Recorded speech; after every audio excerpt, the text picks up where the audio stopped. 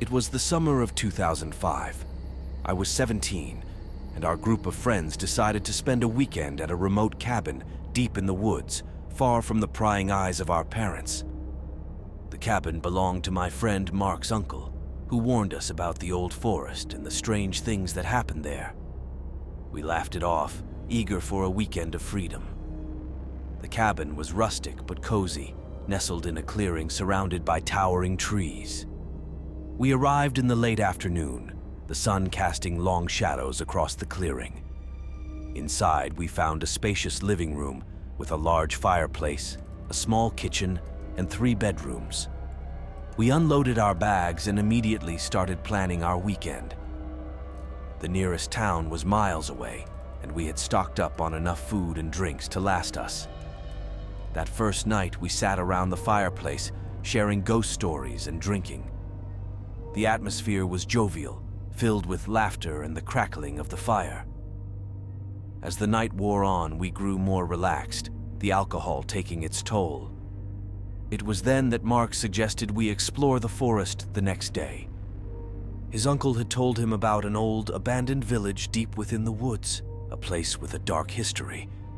The next morning, we set out, armed with backpacks, flashlights, and a map Mark's uncle had given him. The forest was dense, the canopy blocking out most of the sunlight. As we ventured deeper, the air grew cooler, and an eerie silence enveloped us. We walked for hours, the path becoming less defined, until we stumbled upon the remnants of the village. It was like stepping back in time. The village was a cluster of dilapidated wooden houses, overgrown with vines and moss. It felt like the forest was reclaiming its territory. We split up to explore, each of us drawn to different parts of the village. I wandered into what seemed to be the village square, where a large ancient tree stood. At its base was a stone well, covered in dark green moss. Curiosity got the better of me, and I peered into the well. It was dark and deep, the bottom invisible. I dropped a small stone, listening as it clinked against the walls before disappearing into the abyss. A chill ran down my spine, and I quickly backed away. As the sun began to set, we regrouped and decided to head back to the cabin. But as we retraced our steps, something felt off. The forest seemed darker, the trees more menacing. We quickened our pace, trying to shake off the feeling of being watched. Then, we heard it. A distant, rhythmic chanting, almost like a hymn. It echoed through the trees, growing louder with each step we took. Panic set in, and we broke into a run. The chanting followed us, relentless and haunting. When we finally burst into the clearing, the cabin was a sight for sore eyes. We slammed the door shut, our hearts pounding. Inside, the air was thick with fear. No one spoke of what we had heard. Instead, we huddled together, the fire our only source of comfort.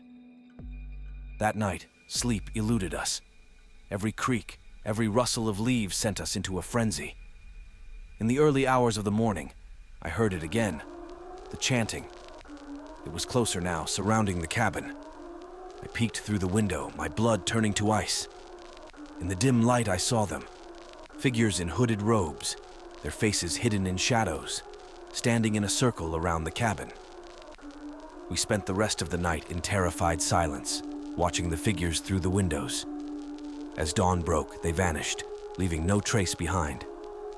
We didn't waste any time packing up.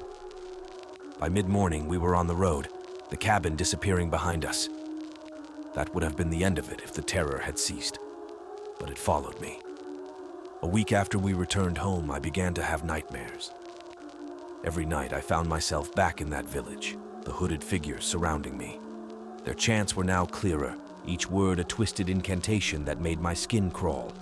They spoke of ancient rituals and sacrifices, of binding souls to the forest forever. One night, I woke up with a start, drenched in sweat.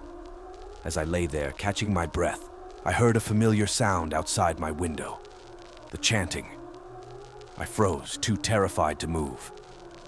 Slowly, I turned my head, and there they were, standing in my backyard, their eyes glowing a sickly yellow in the darkness. I screamed, but no sound came out. They raised their hands, and the chanting grew louder, more insistent. But the terror didn't end there. One by one, my friends began to disappear, each vanishing without a trace. I was the last one left, living in constant fear. I moved to a different state, hoping to escape the curse, but it followed me. Every night the chanting would start, and I knew they were coming for me. I don't sleep much anymore, always on edge, always waiting. The shadows are getting closer, and I know it's only a matter of time before they take me too. In the fall of 2010, I was in my second year of college, studying to become a nurse. My friends and I were always on the lookout for a good scare, often exploring abandoned places for a thrill. One October night, we decided to visit the old St. Mary's Hospital, a derelict building on the outskirts of our town. The hospital had been abandoned for decades, its windows shattered, and its walls covered in graffiti. It was rumored to be haunted, a place where unspeakable things had happened.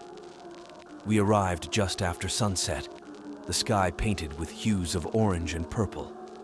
The hospital loomed before us, an ominous silhouette against the fading light. Armed with flashlights and our phones for recording, we stepped inside. The air was cold and stale, the silence broken only by the occasional drip of water from the ceiling. The entrance hall was vast, littered with debris and old hospital equipment.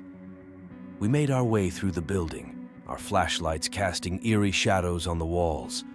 The further we went, the more oppressive the atmosphere became. It felt like the walls were closing in on us, the darkness growing thicker. We found an old stairwell and decided to explore the upper floors. The steps creaked under our weight, and the air grew colder with each step. On the second floor, we found the old patient rooms.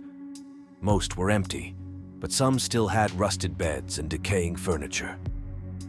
As we explored, I felt a growing sense of unease. It was as if we were being watched. In one of the rooms, we found an old weathered diary.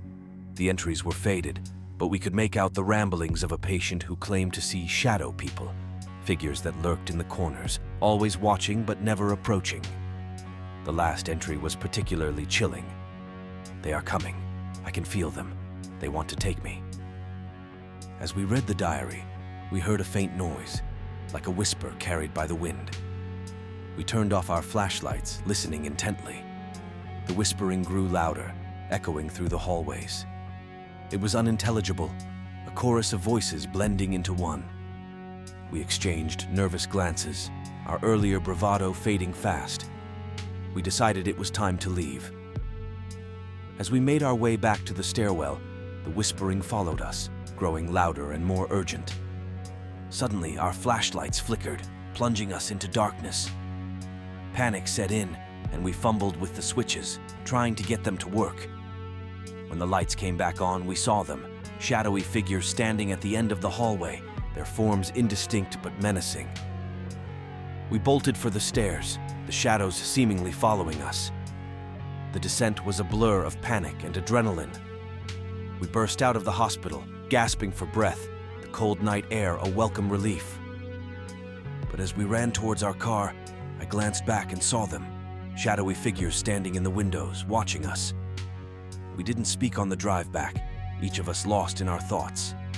The next day, we tried to rationalize what we had seen, blaming it on our imaginations and the creepy atmosphere.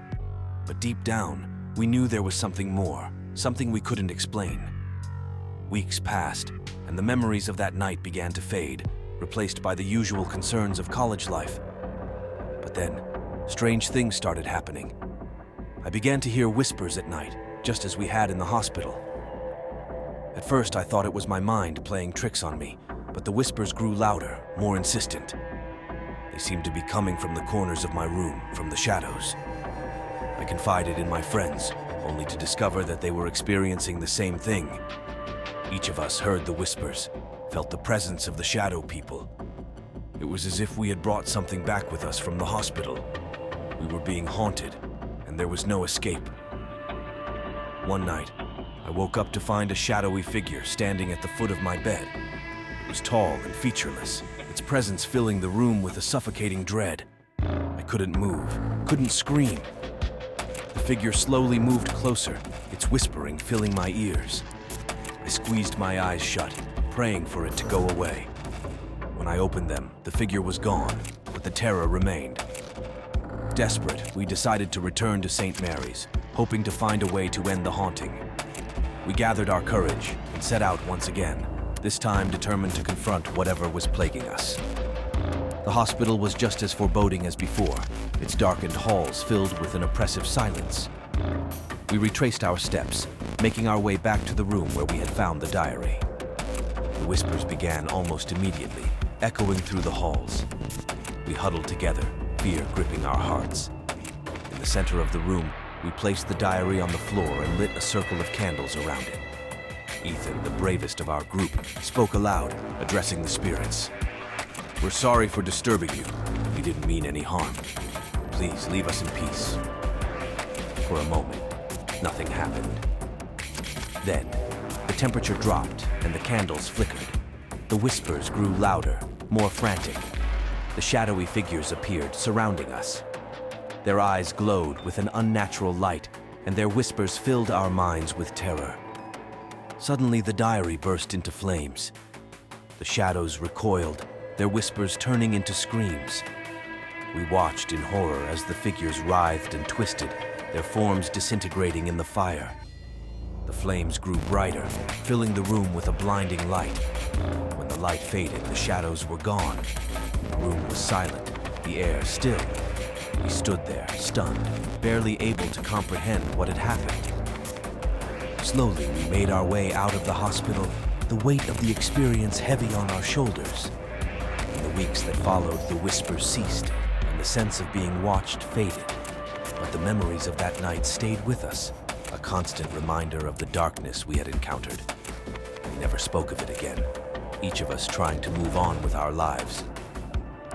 Years have passed since that night, but the fear still lingers. Sometimes when I'm alone in the dark, I can still hear the faintest whisper, a reminder of the shadow people of St. Mary's. I know they are gone, but the terror they brought into my life will never truly disappear. It was only a few months later that I received a call from Ethan. His voice was shaky, filled with an urgency I hadn't heard since that night at the hospital. "Do you hear them too?" he asked, his words barely above a whisper. My blood ran cold. "Hear what?" I replied, already knowing the answer. "The whispers. They're back." Fear gripped my heart. I had thought it was over, that we were free, but the shadows had returned. That night, the whispers started again, louder than ever. They filled my room, echoing off the walls. I could feel their presence, a cold dread that seeped into my bones. We met up the next day, our faces pale and drawn.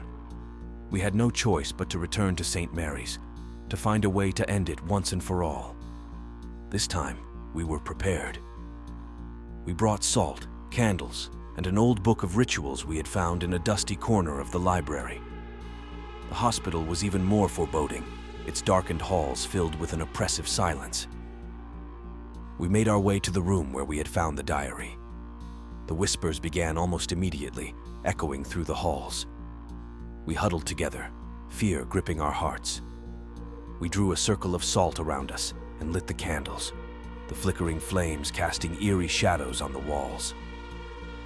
I opened the book and began to read, my voice trembling. The ritual was ancient, a desperate attempt to banish the spirits. As I read, the whispers grew louder, more frantic. The shadowy figures appeared, surrounding us. Their eyes glowed with an unnatural light, and their whispers filled our minds with terror. I fought to keep my focus, the words tumbling from my lips. The shadows closed in, their forms twisting and writhing.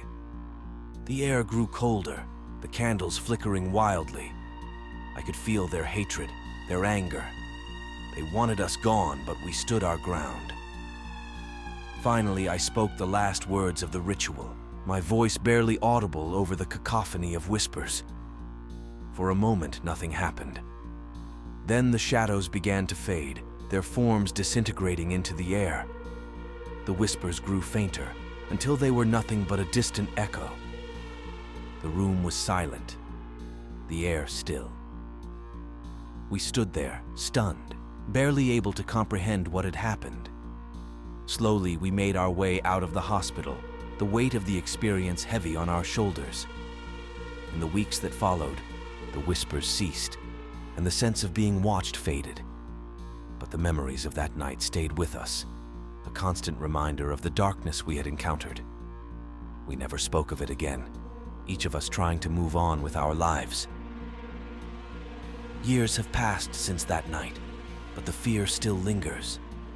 Sometimes when I'm alone in the dark, I can still hear the faintest whisper, a reminder of the shadow people of St. Mary's. I know they are gone, but the terror they brought into my life will never truly disappear.